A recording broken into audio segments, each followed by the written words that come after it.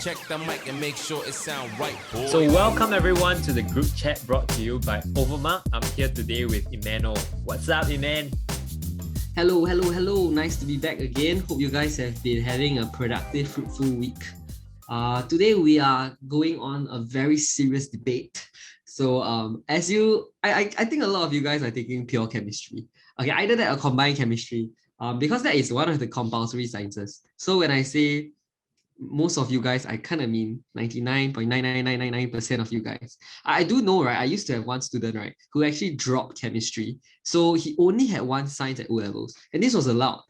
Pure physics was his only science. What a legend. Okay, but today I think you're gonna hear a bit more nuanced perspectives. So if I come across as someone who's aggressively hating chemistry, please know that is accurate. Nah, I'm just kidding. Okay, I just generally don't like chemistry as much as physics. But we are here to debate on why chemistry is definitely one of the harder subjects in O levels, and I would argue like far more difficult than physics.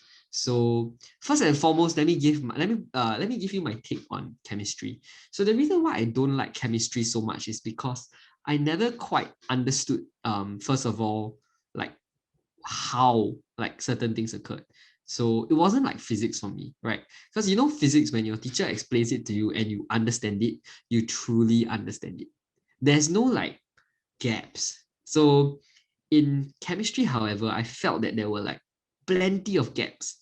There were so many gaps that when I tried to clarify, my teacher would just say something along the lines of, "Oh, that's just how it is."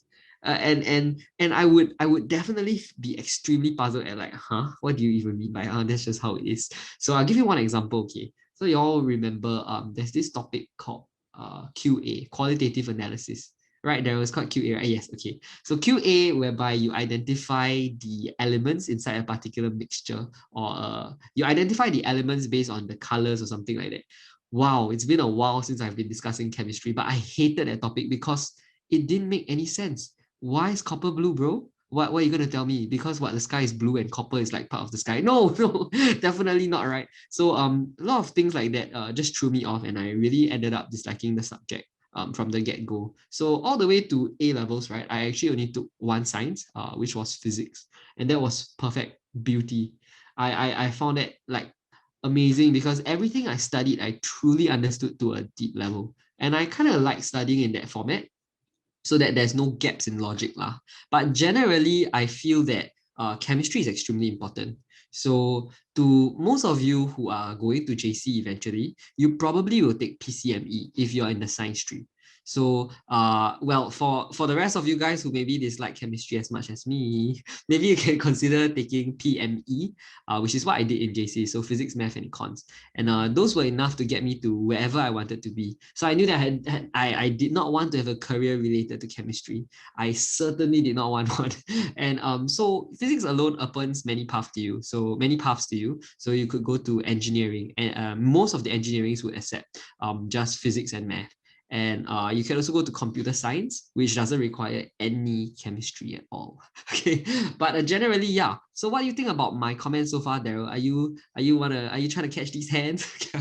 Are you also of the same opinion? Maybe. But I bring across more balanced perspective because I specialize in both O-level chem and physics. So okay, to address Emmanuel's point on like, first off, he mentioned QA, right? And he talked about how, why is copper blue and stuff, all right? So to address that, I think most teachers, they tend to tell students to just memorize QA, right? But if you look through my notes or you attend the crash courses or you're with me in private tuition, I will definitely explain to you, why QA occurs in a certain way. For example, just throwing it out there, like aluminium, lead, and zinc, they do dissolve in excess sodium hydroxide, right? There's actually a reason for it because these three are your amphoteric oxides, hydroxides, so they can further react with alkaline to dissolve. So there is a certain method to the madness here. For the colors wise, in fact, at the end of your exam paper, you do see the color table, if I'm not wrong. So certain things that you're required to just purely memorize, actually those are already provided. While most of the concepts that will be tested will require a certain level of understanding. Now, just to address some of the things that might not make sense, right? For example, if you think about certain ideas that you find that it doesn't really make sense, it's not that there is no explanation for it. It's just that at O-level syllabus, what the content has is not able to sufficiently cover that idea. For example, we are talking about atomic structure, right? We talk about electron shells, 288, stuff like that. But you soon realize at A levels, what you study is something completely different that deals with like orbitals, SPDF orbitals. So the way you are breaking down the subject is on a deeper level, and through that, you'll be able to understand things a lot better. So things like hydrogen bonds and dative bonds, they don't exist at O level, which is why some concepts cannot be sufficiently explained. So it's not that there is no answer to it, it's just that right now we don't want to make chemistry too complicated yet. It's only when you take it at a higher level, then we start to explain more things, then suddenly everything gets a bit more clear, right? But I won't really dispute the fact that when we compare physics and chemistry, physics are often a lot easier to understand because I would say that the topics are more thematic. For example, if you get something in thermal physics, it's likely not to escape that realm. Maybe you can bring in power, right? In terms of a heater, how many watts to heat up, then you calculate heat capacity and stuff. But for chemistry, that's not the case because you need to see chemistry as more of a subject as a whole, where all the chapters are interlinked in very intrinsic ways. For example, when we talk about kinetic particle theory, right, when we are melting something, right, heat energy is absorbed. And when we say heat energy absorbed, it's actually an endothermic process. So energy changes is closely related to kinetic particle theory.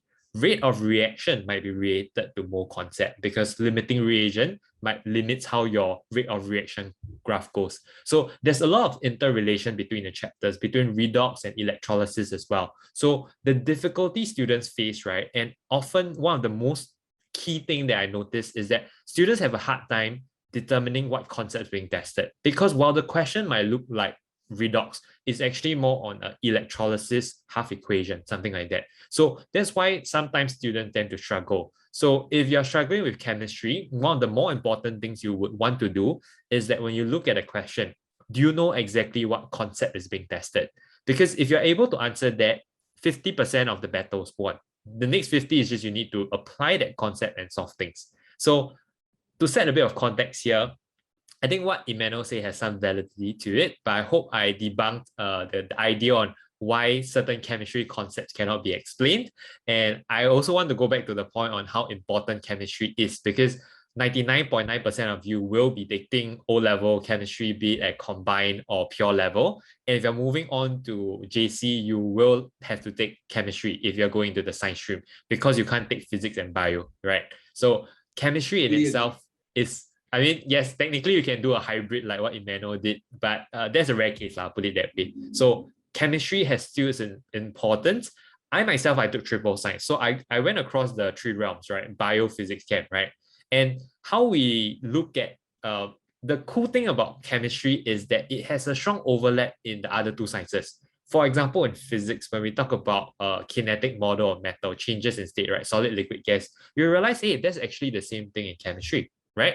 Then when you go into bio, you realize that, hey, they talk about enzymes and catalysts. That is also something that you learn in chemistry as well. So chemistry is sort of like, I would say it sets sort of like the foundation because it talks about the science of science, if you know what I mean, like how science works. Bio, I feel, is more like living thing, organisms, how living things work. Physics is more like the explanation and the logic behind it. So if you look at it holistically, I would say chemistry sorts of set the foundation. Even though I acknowledge it's not the easiest subject to study, I see Emmanuel just like straight up like ready to come in with me at the next rebuttal. Okay, bring it on, Eman. Bring it on. Okay, I find I agree with some of the pointers you had. So one of which was Darrell mentioned that chemistry is extremely important. Yes, 100%. And he also mentioned that a lot of things that you study in chemistry actually do overlap in physics as well. So if you go over to JC2, right, JC1, JC2, you will learn this topic called ideal gas laws. Identical, both of them identical, right? And whatever you learn for physics is like a discount for chem. Yeah. So or you can think of it the other way around. So whatever you learn for chem is a discount for physics. So you don't need to learn it once and then you got the idea for the other subject as well. And you don't really have to study that hard, right? Because you're studying for both topics at the same time. But what I would say is physics is the true base of all science. And unfortunately, physics is not the base of everything. Math is the base of everything. So I find it very, very cool. Okay, so why I want to debate with my dear Darrell here on why physics is the base of everything is because if you break everything down to a fundamental level, what's behind the logic and the mechanism, it's always physics. And then what's behind the physics is always math. So chemistry, I feel like it's like a shortcut, right? You get the broad overview of things, but if you want to understand things on a granular, deep, extremely deep level, it has to be physics and then it has to be math. So I believe the four founding subjects of all time, right? The heart of everything in life will be math to explain how things work, and then philosophy to explain why things matter. So that's where every branch of academics come from. And physics is higher on the food chain. Okay, but that's just my take on it. It's just a fun banter. So don't take this too seriously. At the end of the day, you still need to do well for both. Okay, but that's my response, Daryl.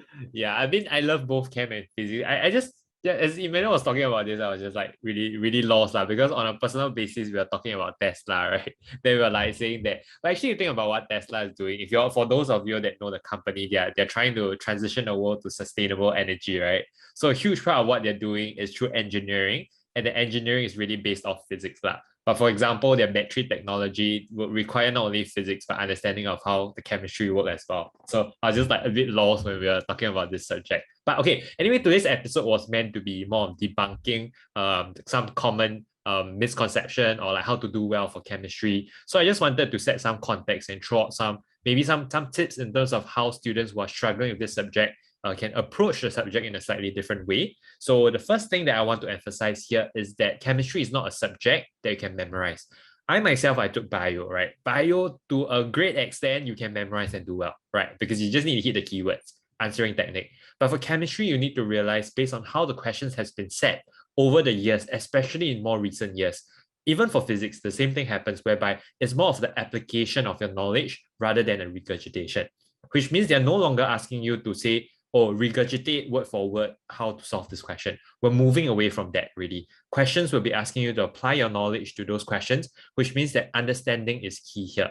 So when you're revising chemistry, try not to memorize, try your best to understand. If you do not understand, reread the text, read different sources, find answers. Your best teacher is Google, right? So a lot of times when I'm teaching, sometimes I also stumble upon something that I don't really understand. Then I Google and then I educate myself. So honestly, the best learning aid sometimes is the search engine. Obviously, if you have a teacher in school, go and consult them, right? So that's another resource. Or we can always ask on the discussion chat, right? The tutors are ready to respond to any questions that you have. So first point is to understand. Second thing is for chemistry, you have to practice. It's the same for math, physics, and even for most other subjects. Practice is key here. So after you understand the concept, you have to put it into a form of a question to see if you're able to do it.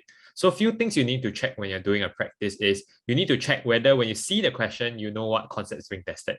So that's step one. If you know what concept is being tested, then step two is whether you're able to apply it effectively. So you know how electrolysis works.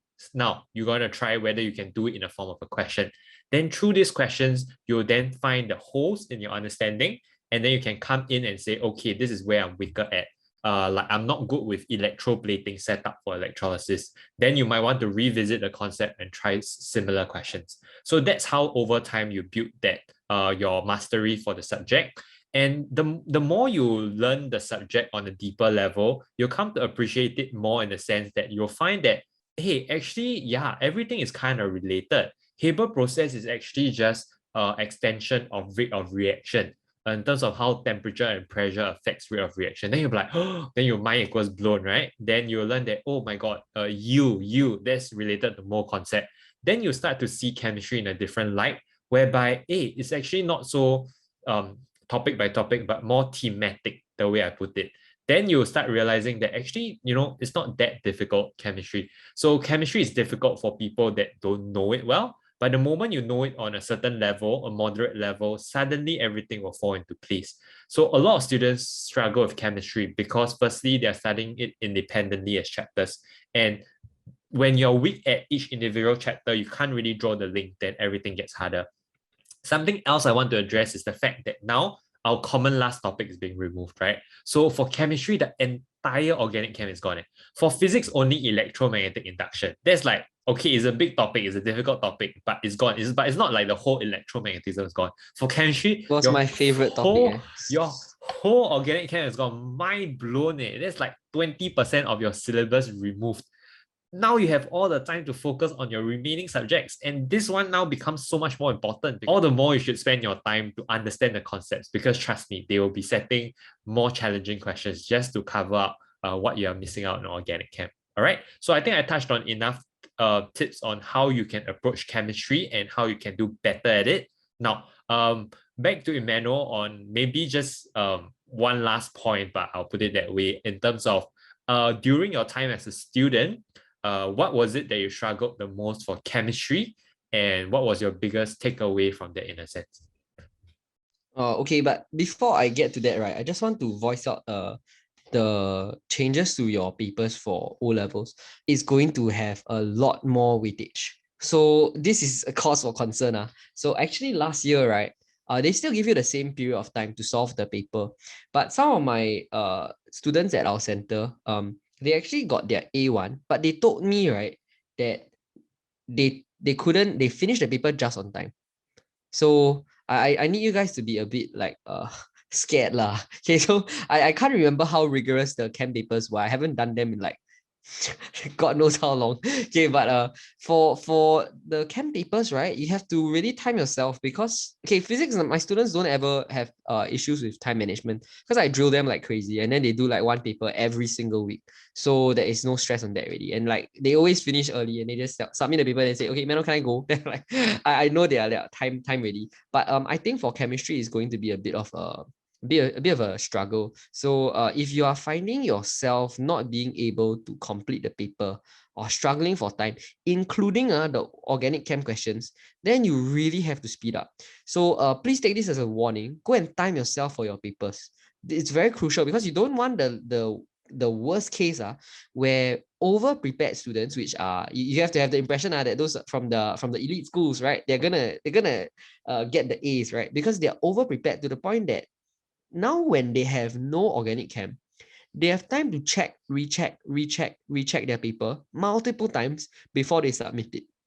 And if you're struggling to finish your paper, even with organic chem removed, wow, it's going to be a stressful time. So definitely please take this into account, right? Don't just think that now that common last topic is removed, I can slack off. No, definitely not. As Darrell mentioned, every single mark is worth a higher weightage now.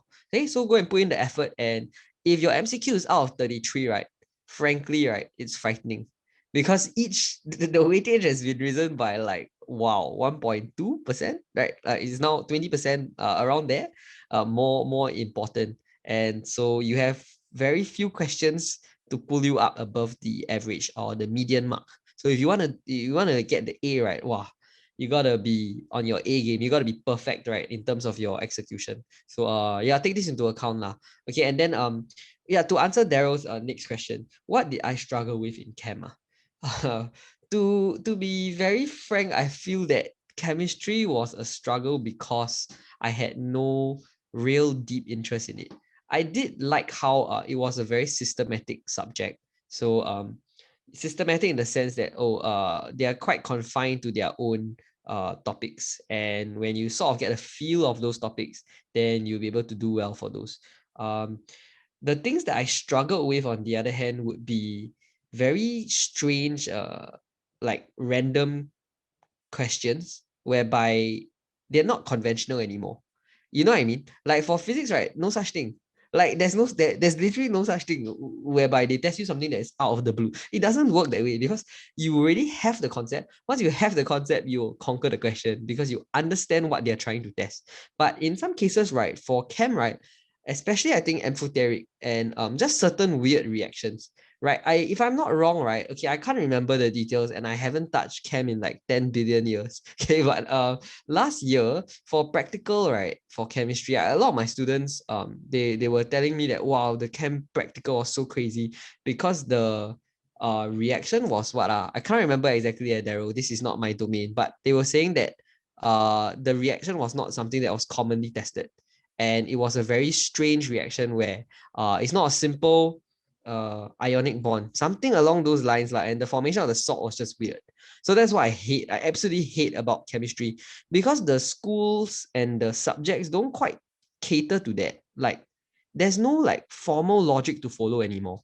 Whereas for physics, right, it's beauty. Dude, physics is like, where got such thing on? Dude, you're so The moment the biased. I question love comes out, it. yeah, no, but man, it's true, man. Like, whenever physics question come out, there's a logic to it, there's a framework to it, and there's a one standard pattern to it. So that's what I liked about it, lah. I guess, well, to sum up what I took away from that, uh, as a joke, physics is better, chemistry is worse. I'm just kidding.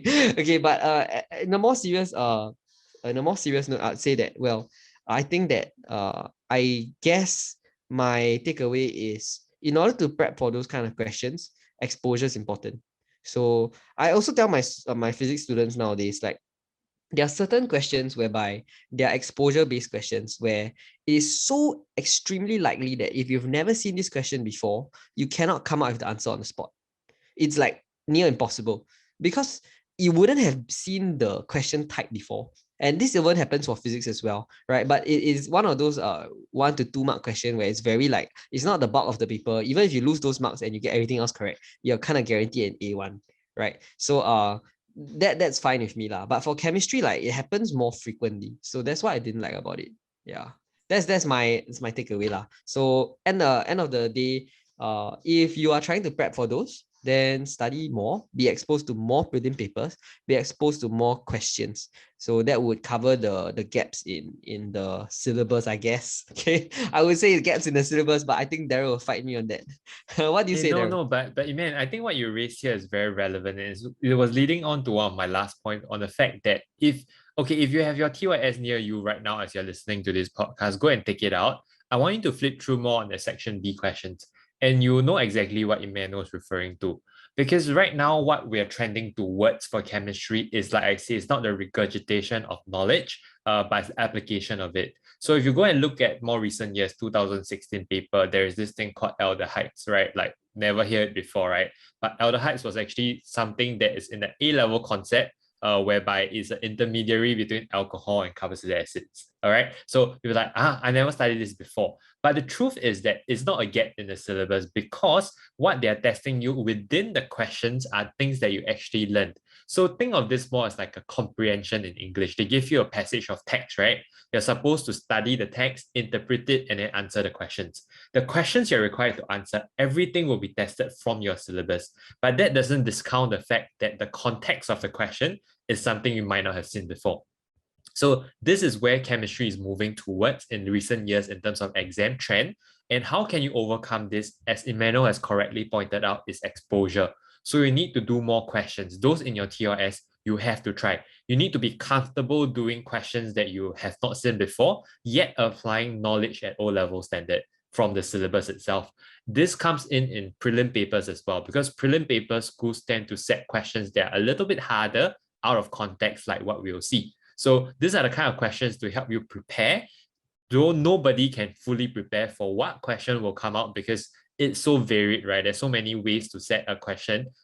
So you can't really predict it, but I think it's more of that rigor of practice, that when you see a question, you will not panic. You will have the ability to decipher key pieces of information that you can put together and make sense of it according to your knowledge at O-level. So nothing you're required to answer is out of your syllabus. Everything that you'll be tested on, you should be able to answer. It's just that getting to that point of the answer will not be as straightforward. So completely agree on that part. But I think those kind of questions are more during the section B sort of question. Section A questions are usually quite straightforward. It's either you know or you don't know, right? Okay. Then lastly, on a point on, I think the time part, now that CLT is removed, what I meant, yeah, I think Emmanuel correctly pointed out, it's more of like there's a much heavier allocation, and usually you'll be expecting the question to be tougher. Even if the question is not tougher, the bell curve is going to be steeper, because now everybody's going to have more time to work on those questions. Everybody have lesser topics to focus on, right? Because now lesser topics are being tested. So the competition will be more intense. So in that sense, you need to be more prepared that, CLT removed is a good and bad. It could be a double-edged sword. So you kind of need to weigh out your options and know how and the implication of that. I think with that, we've come to the end of the podcast. I hope this episode has been exciting in terms of debunking the myths surrounding chemistry. I think Emmanuel is still convinced that physics is the best. I will not argue against that. But I think my point of view is how chemistry is truly an important subject, and what are the ways you can go about making sure you understand the concepts and then such that you're able to do well on your O levels. Okay, man, one last shout out before we end off the podcast. Okay, guys. Also just want to check in on how you are feeling. So if you're feeling a bit roughed up, anxious, and just a bit scared for your prelims, take it with a good attitude lah. So try your best to detach yourself from the outcomes. Try yourself to detach yourself from the fear of the results, and cling more onto your actions. So like I mentioned in the last podcast, the best case, right, is for you to master your emotions. So this is something that I think it's the most important skill in real life, which is to be stoic. So STOIC, you can go and search up on what that means. Well, I wish I knew this earlier, frankly. Like if I knew about stoicism at your age at 16, right? For most of the listeners here, I'd be so happy. Okay, because being stoic it's a gift. To be stoic means you derive fulfillment, joy, happiness, sadness, whatever, right? Based on your actions and not the external environment. So to give you an illustration, you should derive your happiness from your consistent effort to pursue your goals, be it academic or whatever kind of goals, right? So take happiness, take joy, take pride in those actions, and not only the results that you get back at the end of the day. Because if all your happiness is result dependent, you will live a very harsh life. You'll live a life where you cannot even control your emotions, where external stimuli just ruin your day or make your day. That's the worst thing, right? If you want to have a sense of inner peace, joy, and have the ability to push your body to do the things that you want it to do, then you must master your emotions. So to give you a simple example, right? Okay, I'll show you all what is likely to happen for your O levels. Okay, and maybe to the A level listeners also out there, this could be very relevant for you. If you are going out of your exam hall trying to discuss the paper and beat yourself up over the mistakes that you have made, or to celebrate at the little wins for those weird hard questions that you think you got correct, don't.